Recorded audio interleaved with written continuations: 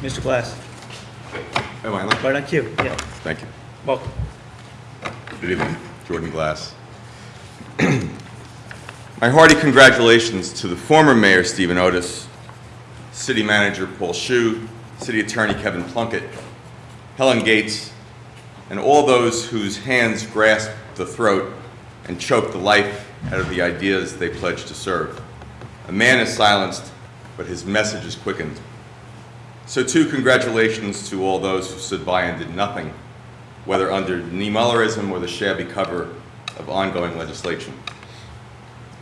Congratulations to those of you who could have righted the wrong, but chose to not do so. And congratulations on your legal tactics, because Bob Schubert is indeed dead. Bob Schubert understood the art of science. He was an extraordinary engineer whose work on the Kensico Dam restoration and participating in building the world's first atomic collider is beyond the ken and abilities of most. Bob also experienced the science of art, expressed most profoundly in the 8,000 square feet of quiescence on Forest Avenue, so blithely ignored, in his commitment to a wetlands pond so easily forgotten, and the true measure of which was our fight to retain our rights. Expressed as Bob might have said it, where Bob's body was X and his question was why, and the function of X now reads 0. The question you will face again and again is, how could you let this happen to a locally known hero?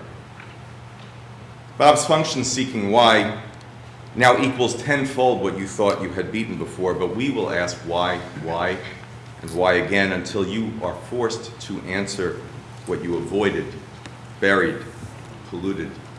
The system conspired and became convoluted against the interests of those supporting its obligations. To all of those who fought so we can vent our frustrations as rightful citizens, it is you who have, quote, sullied your reputations.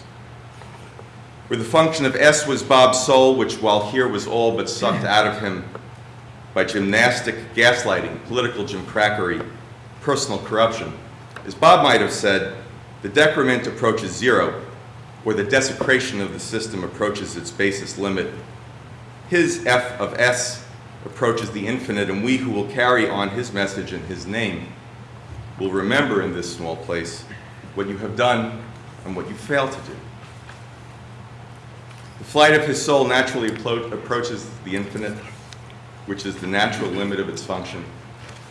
In contrast, his life, which was so filled with building, ended by eager many hands bent upon his personal destruction.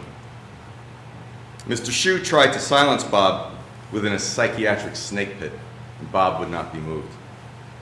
You have thus far silenced his cause by preventing reality to be placed before the public in the clearest commanding terms.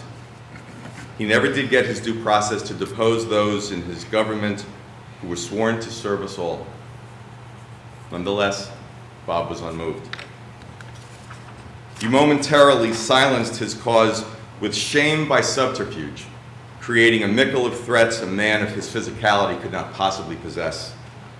And Bob progressed unbowed.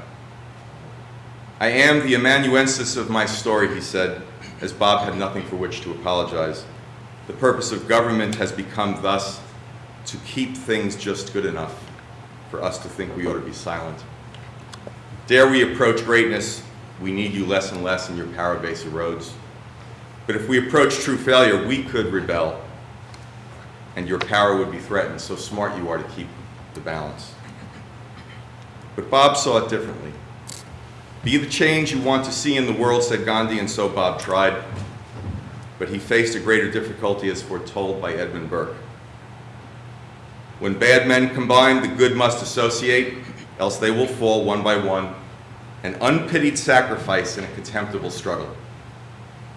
Bob said on camera, it's our country. We're here to tell you we will take it back. For while one has fallen, the good have started to associate. You wanted a reason to fear Bob? Now you have it.